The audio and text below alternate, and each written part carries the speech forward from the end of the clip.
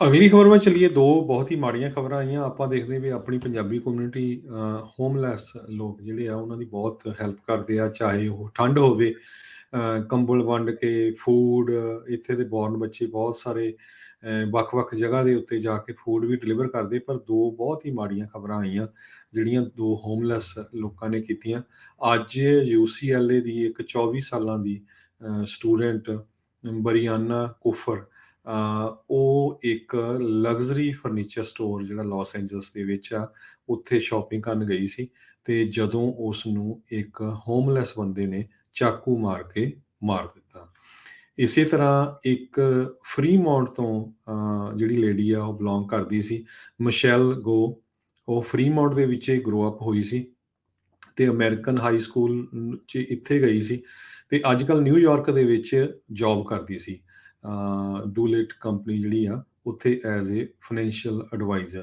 40 ਸਾਲਾਂ ਦੀ ਸੀ ਤੇ ਉਹ ਨਿਊਯਾਰਕ ਦੇ ਵਿੱਚ ਇੱਕ ਰੇਲਵੇ ਸਟੇਸ਼ਨ ਦੇ ਉੱਤੇ ਖੜ੍ਹੀ ਸੀਗੀ, ਟਾਈਮ ਸਕੁਏਅਰ ਸਟੇਸ਼ਨ, ਆਪਣੀ ਟ੍ਰੇਨ ਫੜਨ ਦੇ ਲਈ, ਜਦੋਂ ਕਿ ਇੱਕ ਹੋਮਲੈਸ ਬੰਦਾ ਉੱਥੇ ਆਇਆ ਤੇ ਉਸਨੇ ਧੱਕਾ ਮਾਰ ਕੇ, ਜਦੋਂ ਇੱਕ ਟ੍ਰੇਨ ਆਉਂਦੀ ਸੀ ਉਹਦੇ ਸਾਹਮਣੇ, ਉਹਨੂੰ ਥੱਲੇ ਸਿੱਟ ਦਿੱਤਾ ਤੇ ਜਿੱਥੇ ਉਹ ਵਿਚਾਰੀ ਟ੍ਰੇਨ ਦੇ ਥੱਲੇ ਆ ਕੇ ਉਹਦੀ ਮੌਤ ਹੋ ਗਈ। ਉਸ ਤੋਂ ਬਾਅਦ 61 ਸਾਲਾਂ ਦਾ ਇਹ ਜਿਹੜਾ ਹੋਮਲੈਸ ਬੰਦਾ ਸੀ, ਸਾਈਮਨ ਮਾਰਸ਼ਲ, ਉਸ ਨੂੰ ਹੁਣ ਮਰਡਰ ਦੇ ਕੇਸ ਦੇ ਵਿੱਚ ਅਰੈਸਟ ਕੀਤਾ ਗਿਆ। ਜੀ, ਬਹੁਤ ਹੀ ਮਾੜੀਆਂ ਘਟਨਾਵਾਂ ਜਿਹੜੀਆਂ ਇਹ ਵਾਪਰੀਆਂ।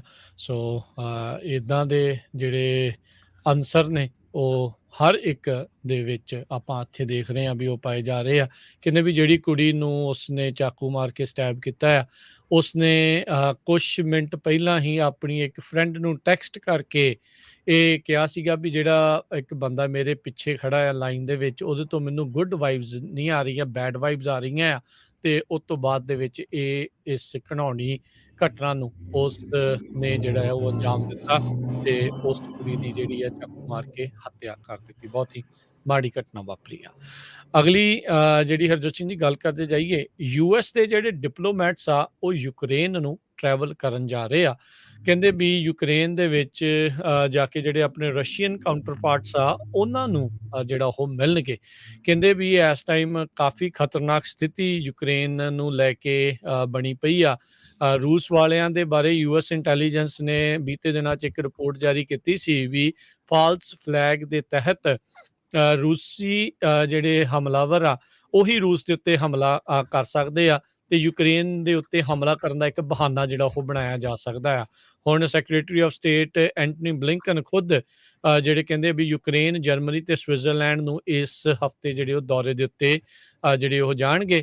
ਉਹਨਾਂ ਨੇ ਕਿਹਾ ਵੀ ਪਰਹੈਪਸ ਡਿਪਲੋਮੈਸੀ ਇਜ਼ ਨਾਟ ਡੈਡ, ਕੂਟਨੀਤੀ ਸ਼ਾਇਦ ਅਜੇ ਮਰੀ ਨਹੀਂ ਆ ਤੇ ਆਪਣੇ ਜਿਹੜੇ ਰੂਸੀ ਉਹਨਾਂ ਦੇ ਬਰਾਬਰ ਦੇ ਜਿਹੜੇ ਲੀਡਰ ਆ ਉਹਨਾਂ ਦੇ ਨਾਲ ਗੱਲਬਾਤ ਕਰਨਗੇ। ਉੱਥੇ ਫੋਰਨ ਮਿਨਿਸਟਰ ਸਰਗੇਈ ਲੈਵਰੋਵ ਨੂੰ ਜਿਹੜੇ ਜਿਨੇਵਾ ਦੇ ਵਿੱਚ ਉਹ ਮਿਲਣਗੇ ਤੇ ਇਹ ਕੂਟਨੀਤੀ ਦਾ ਗੱਲਬਾਤ ਦਾ ਦਰਵਾਜ਼ਾ ਆ ਉਹ ਖੁੱਲ੍ਹਿਆ ਰੱਖਣਾ ਚਾਹੁੰਦੇ ਨੇ।